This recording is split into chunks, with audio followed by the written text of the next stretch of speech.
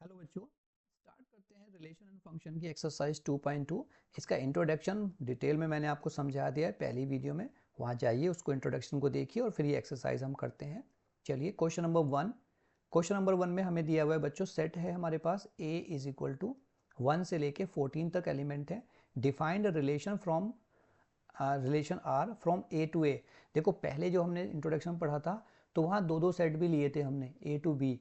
But यहाँ पे ए to ए मतलब जो भी है क्वेश्चन भी इसी में से निकालना है और आंसर भी इसी में रखना है, इस रेंज से बाहर नहीं जाना है। मतलब आपकी वैल्यू 1 से 14 तक रखनी है और आंसर भी 1 से 14 तक ही आना चाहिए। ये होती है बात। तो उसने इस कंडीशन में एक रिलेशन दिया है कि भैया रिलेशन ये है कि 3x, ये होता है रिलेशन यहाँ पे जो क्वेश्चन दिया हुआ है, ये वो मेन ये है 3x minus y is equal to 0। तो हम क्या करेंगे बच्चों, ये जो 3x minus y is equal to 0 है ना, इसको सॉल्व कर लो, y को उधर ले जाओ। तो बेसिकली जो हमारा y आएगा ना वो 3x आएगा। ये एक कंडीशन है। इसके हिसाब से r क्या आएगा, सिंपली आपने क्या करना है, x का वैल्यू यहाँ से उठाओ 1 2 3 4 और रखते रहो और पेयर बनाते रहो। ध्यान रखना y का आंसर 14 से ऊपर ना हो जाए। तो जैसे अगर मैंने x की जगह 1 रखा, देखो 1 इसी का पार्ट है ना, 1 रखा तो 3 से मल्टीप्लाई हो जाएगा, तो पेयर क्या बना 1,3। ठीक है, फिर मैंने x का वैल्यू 2 रखा तो 2,2 3 जा 6। फिर और ये डायरेक्ट कर सकते हो, ऐसा नहीं है कि तुम्हें इनको शो करके दिखाना है। अब आप 11th क्लास में हो, इतना बच्चों सब डायरेक्ट चलता है। अब आप 3 रखो, तो जब आपने 3 रखा तो 3 3 जा 9, 3 भी रख सकते हैं। फिर हमने रखा 4 तो 4 3 जा 12। बच्चों 5 नहीं रख सकते, क्यों? क्योंकि 5 3 या 15 हो जाएगा और 15 इसमें है ही नहीं। तो बस इतना, ये हो गया हमारा रिलेशन। बात समझ में आई? इस कंडीशन के हिसाब से ये रिलेशन है। अब बच्चों हमें क्या लिखना है, हमें लिखना है इसका डोमेन, कोडोमेन एंड रेंज। बहुत ध्यान से समझना बच्चों, मैंने इंट्रोडक्शन वीडियो में समझाया था डोमेन क्या होता है। डोमेन, ये जो आपने वैल्यू रखी है ना 1 2 3, ये जो ऑर्डर पेयर के, ये जो रिलेशन में आपके ऑर्डर पेयर आए हैं ना, इनकी जो फर्स्ट वैल्यू है इसी को डोमेन कहते हैं। और ये जो सेकंड वैल्यू है ना रखने पे जो आंसर आया उसे रेंज कहते हैं। और ये जो पूरा सेट होता है, पूरा सेट, उसी को कोडोमेन कहते हैं। तो भैया हमारा जो डोमेन है, डोमेन इज इक्वल टू क्या हुआ, जल्दी बताओ, पहले एलिमेंट डोमेन हो गए 1 2 3 4। ठीक है, उसके बाद डोमेन के बाद आती है रेंज। रेंज क्या होंगे बच्चों, सेकंड एलिमेंट। बात समझ में आ रही? इजी है, कुछ हार्ड है नहीं। 3 6 9 और 12, ये हो गया बच्चों डोमेन। अब जो मेन है ना उसे समझ लो कोडोमेन। इसमें बड़े कंफ्यूज होते हो तुम, कोडोमेन। बच्चों ये पूरा लिख दिया करो भाई, मैं शॉर्टकट लिखता हूँ टाइम बचाने की वजह से। कोडोमेन में बच्चों, कोडोमेन ना पूरा सेट होता है।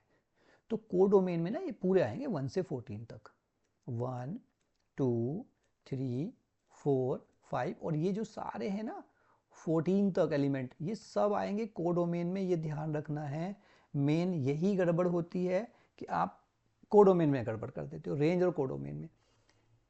रेंज आंसर आता है जो रखने पे, और कोडोमेन पूरा सेट होता है। बात समझ में आ गई? तो बस हो गया हमारा क्वेश्चन कंप्लीट। आते हैं जल्दी से क्वेश्चन नंबर 2 पे। देखो मज़ेदार क्वेश्चन है, आपने अगर वो इंट्रोडक्शन वीडियो देखा है तो फिर आपको सब समझ में आएगा, चिंता बिल्कुल नहीं करो। नेक्स्ट क्वेश्चन है, जल्दी से ढूंढते हैं। Define a relation from set natural number. देखो N of natural number, N का मतलब नेचुरल नंबर, याद रखना। वो बोल भी रहा है पर कई बार नहीं भी बोलता है। रिलेशन पे आते हैं। रिलेशन है R, R is equal to x y. मतलब जो आप रखोगे वो इस तरीके से रखोगे कि जो वाई है, ये होता है मेन, इसे उठा लो बस यहाँ से। ठीक है, इसे किडनैप करो और इसी से आपका आंसर आएगा। अब उसने कहा है कि भैया y is equal to x plus five. तो सबसे पहले तो मैं इसको उठा लेता हूँ कि जो y इज इक्वल टू है वो x प्लस फाइव, ये मेन कंडीशन है। इसी में x का वैल्यू रखेंगे, और x का वैल्यू रखेंगे कितना, उसने बताया कि x एक नेचुरल नंबर है और उसकी वैल्यू भैया लेस देन 4 है। यानी कि आपको x का वैल्यू 1 2 3 तक रखना है, 4 नहीं रखना है क्योंकि 4 से तो छोटा है, और y भी नेचुरल नंबर है। चलिए तो इसके हिसाब से जल्दी से रिलेशन बता देते हैं।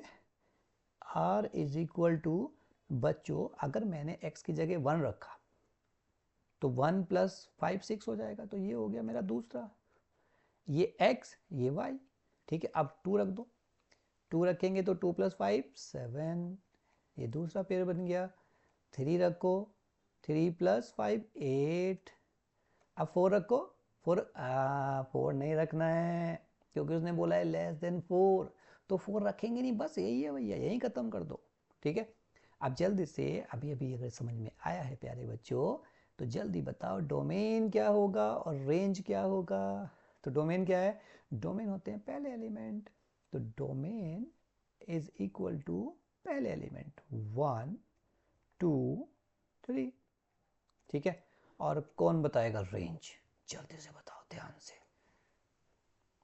6 7 8, सेकेंड एलिमेंट को रेंज कहते हैं। ठीक है, कोडोमेन हमसे पूछा नहीं तो हम बताएंगे नहीं। ठीक है, जितना नहीं पूछा क्यों बता रहे हो। आ जाओ जल्दी से क्वेश्चन नंबर 3 पे भाई साहब। क्वेश्चन नंबर 3 कह रहा है कि ए है 1 2 3 4 नहीं है, ध्यान रखना 4 नहीं है, सीक्वेंस पे मत चले जाना। बी है 4 6 9।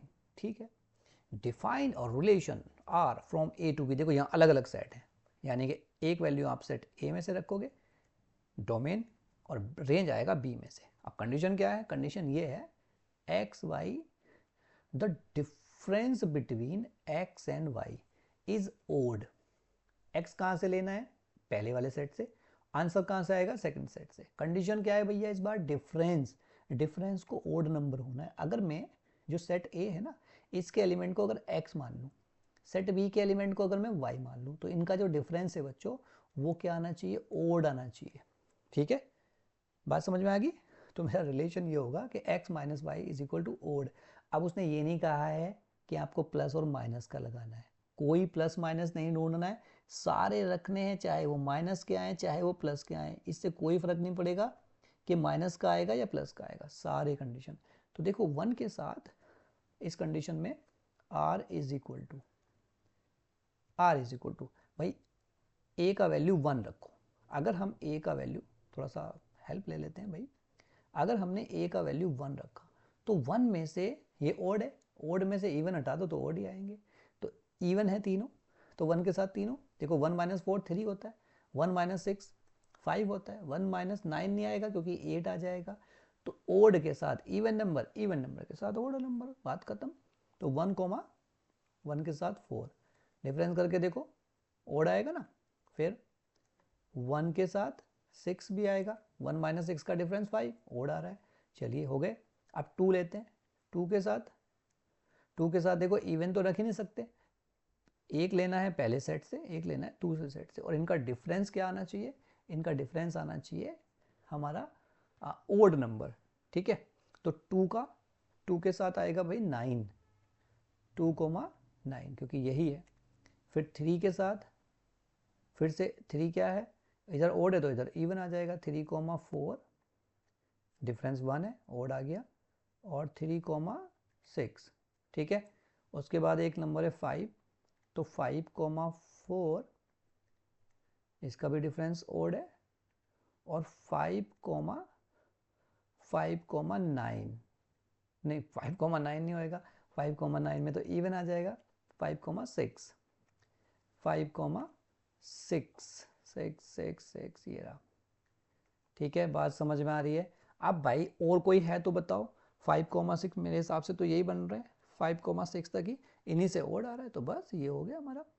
ठीक है, अब इसमें कोई आपसे पूछे भैया डोमेन बताओ रेंज बताओ, तो तुम बता दो यार, ना तो तुम्हें पता ही है पहले एलिमेंट को डोमेन कहते हैं, बार बार यही पूछते रहोगे, ये डोमेन है पहले एलिमेंट। ठीक है, रेंज सेकेंड एलिमेंट है, ये पूछा नहीं है पर तुम लिख लेना। ठीक है, प्रैक्टिस है। डोमेन में क्या लिखोगे, 1, रिपीट नहीं करते हैं एलिमेंट क्योंकि वो सेट है, 1 2 3 5, डोमेन हो गया 1 2 3 5, और रेंज क्या हुई 4 6 4 6, बस यही रेंज है। ठीक है, नेक्स्ट क्वेश्चन नंबर 4 पे आते हैं जल्दी से हम। क्वेश्चन नंबर 4 में कह रहा है हमसे, वो क्या कह रहा है, P एंड Q दो सेट हैं भैया, P एंड Q, ये रहा सेट P और ये रहा सेट Q। अब इनमें कुछ रिलेशन दिया है, पेयर दिए हैं बना के, 5 का रिलेशन 3 के साथ है और 6 का रिलेशन 4 के साथ है, 7 का 5 के साथ है। वो कह रहा है कंडीशन है, बताओ क्या रिलेशन इनमें।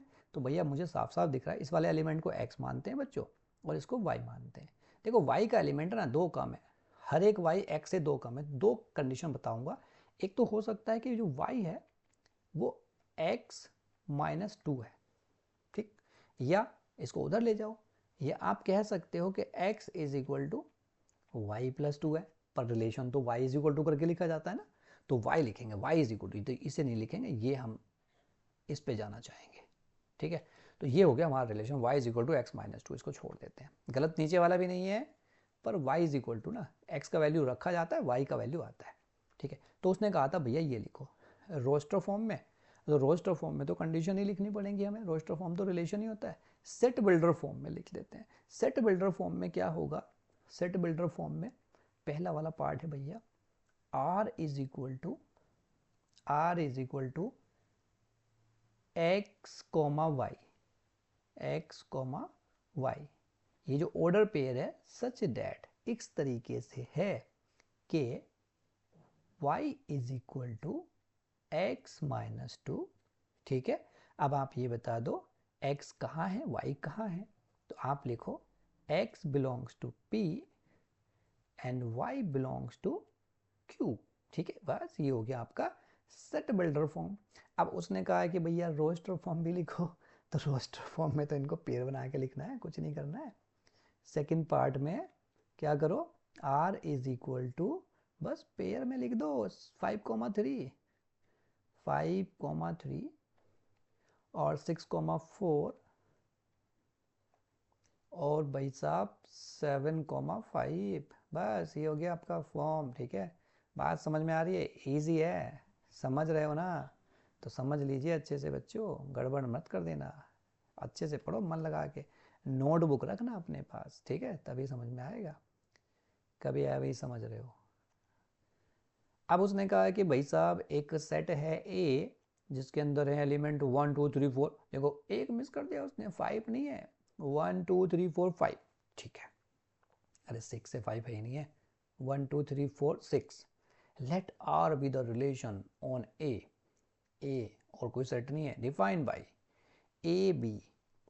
ए बी किस तरीके से है, ए बी इस तरीके से है, पहली बात तो ए और बी दोनों कहाँ से हैं, इसी में से हैं, एंड बी जो पेयर का दूसरा एलिमेंट है, जैसे कि 3 4 जो दूसरा एलिमेंट है is exactly divisible by A, second element दूसरे एलिमेंट से हमेशा डिविजिबल है।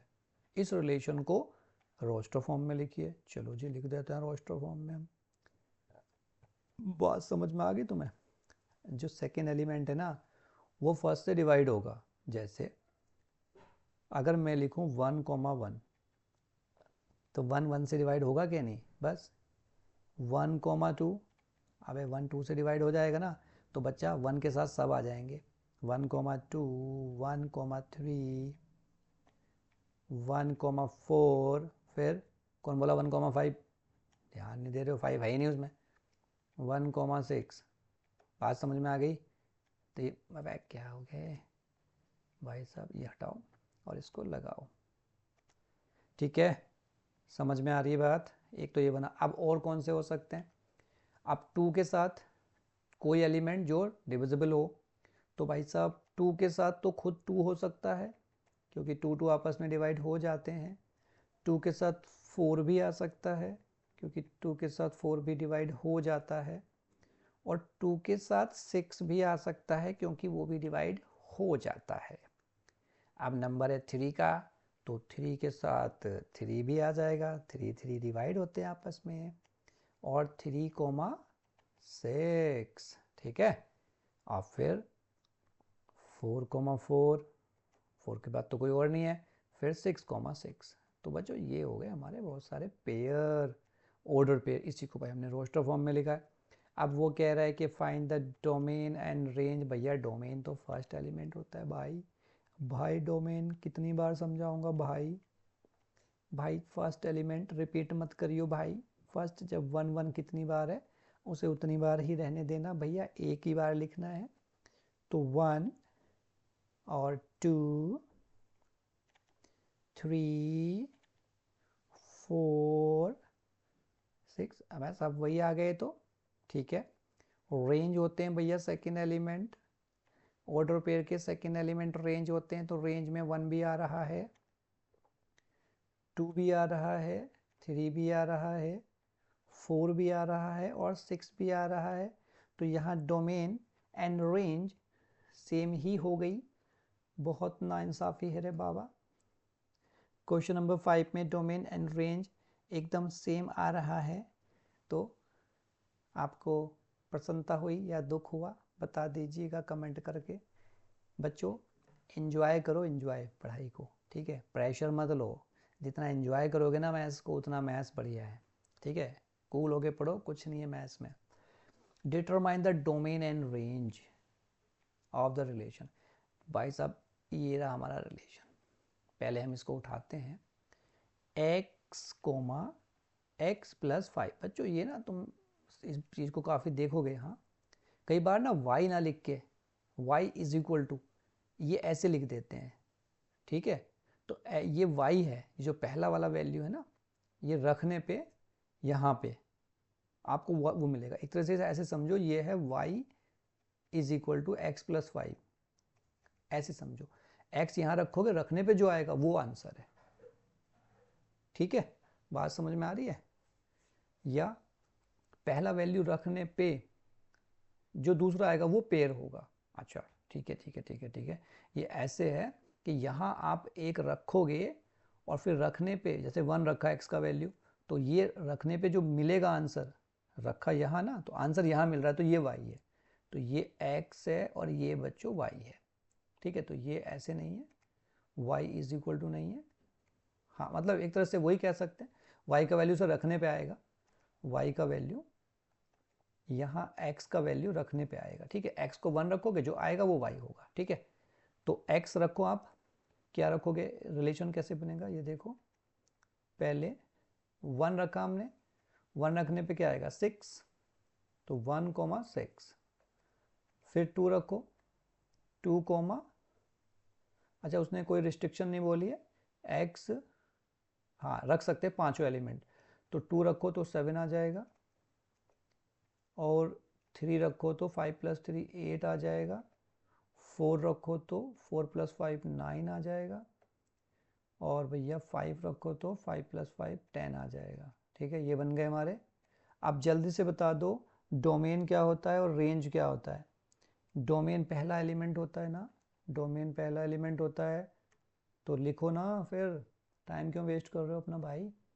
डोमेन हो गया हमारा, डोमेन हो गया पहले एलिमेंट 1 2 3 4 5, और रेंज क्या हो गया, रेंज हो गया सेकेंड एलिमेंट 6 7 8 9 और 10, ठीक है, बात समझ में आई।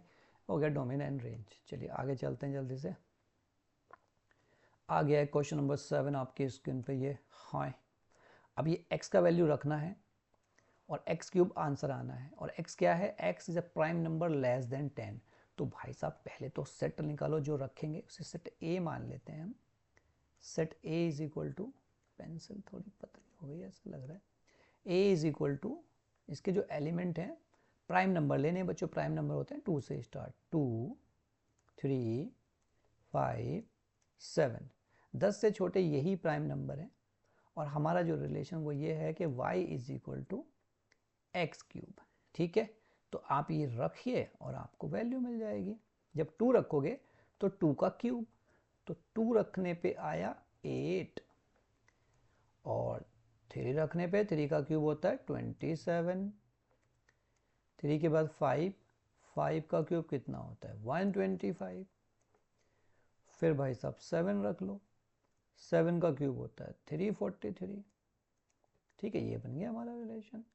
अब इसका डोमेन और रेंज खुद लिख देना, ठीक है, इतने भी ना तुम बालक छोटे छोटे, कुछ तो कर लो। अब आते हैं नेक्स्ट पे। 8 नंबर क्वेश्चन में वो कह रहा है a is equal to x y z, ठीक है जी, और b is equal to 1 2, okay. Find the number of relation from a to b। बच्चों जब हमने वो किया था ना सेट थ्योरी, तो नंबर ऑफ रिलेशन के लिए मैंने तुम्हें एक फार्मूला बताया था कि नंबर ऑफ रिलेशन होते हैं आपके सेट के एलिमेंट। देखो फिर से बताता हूँ, सेट ए में कितने एलिमेंट हैं? 3। सेट बी में है 2। नंबर ऑफ रिलेशन का जो फार्मूला है ना बच्चों, number of relation from A to B is equal to 2 की पावर mn। सेट ए और बी के एलिमेंट का प्रोडक्ट, तो 2 3 जा 6, मतलब 2 की पावर 6, बोले तो 64 रिलेशन है। बोलो बात समझ में आ गई आपको? 2 की पावर 6 हमारा आंसर हो जाएगा। ठीक है, अब आई थिंक कि लास्ट क्वेश्चन है बच्चों, उसके बाद ये हमारा एक्सरसाइज खत्म होने जा रहा है। वो कह रहा है let R with relation on Z. Z क्या होता है? देखो यहाँ उसने जेड नहीं लिखा भाई, जेड इंटीजर को कहते हैं ऐसे, इसलिए पहले बताया था सेट थ्योरी में, इनको याद कर लो। जेड इंटीजर है। रिलेशन क्या दिया है? रिलेशन दिया है कि ए बी जो आप रखोगे इस तरीके से हैं कि ए और बी दोनों इंटीजर हैं। यहाँ भी उसने बोला नहीं, जेड बोला इंटीजर है, बट ए माइनस बी का जो डिफरेंस है वो भी इंटीजर है। तो इस केस में आपको बताना है डोमेन और रेंज क्या होगी भैया। ए माइनस बी, ए और बी दोनों इंटीजर हैं, तो डोमेन क्या आएगा? डोमेन में भी इंटीजर ही आएगा।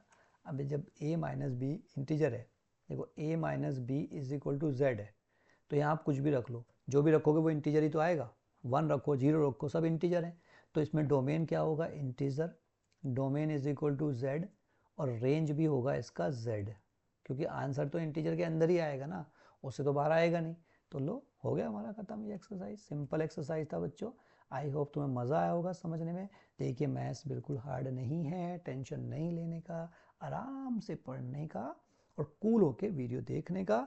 हाँ, एक नोटबुक रखो, प्यारे बच्चे हो ना, अच्छे बच्चे हो, एक नोटबुक जरूर रखो, इंपॉर्टेंट पॉइंट को नोट किया करो।